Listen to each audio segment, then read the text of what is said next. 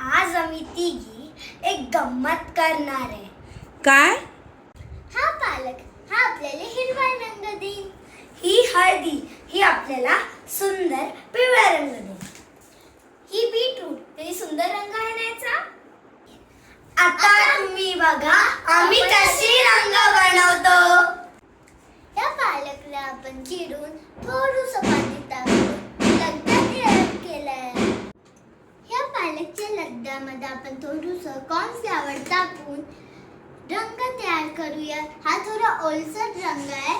त्याच्यानंतर एक दिवस सुकवून त्याच्यात मिक्सरमध्ये टाकून हा रंग तयार करूया. हळदीचा रंग बनवणं अगदीच इझी आहे. चला तुम्हाला दाखवते. थोडंसं कॉर्नस्टार्च घ्यायचं आणि आता थोडंसं हळदी पण घ्यायचं. आता त्याला मिक्स करायचं. हा रंग जर तुम्ही तुमच्या मैत्रिणींना लावला तो तुमच्या स्किनसाठी खूप चांगलाही आहे. हा झाला आपला नैसर्गिक हळदीचा रंग.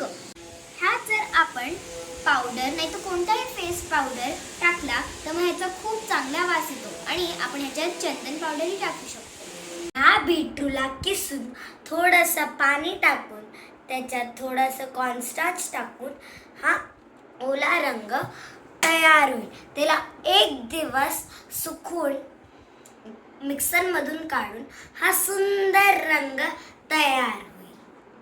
Happy Holy. आम्ही आहोत स्मार्ट मुलं व आम्ही वापरतो नैसर्गिक रंग. केमिकलला देऊ सुट्टी, नैसर्गिक रंगाची करू गट्टी.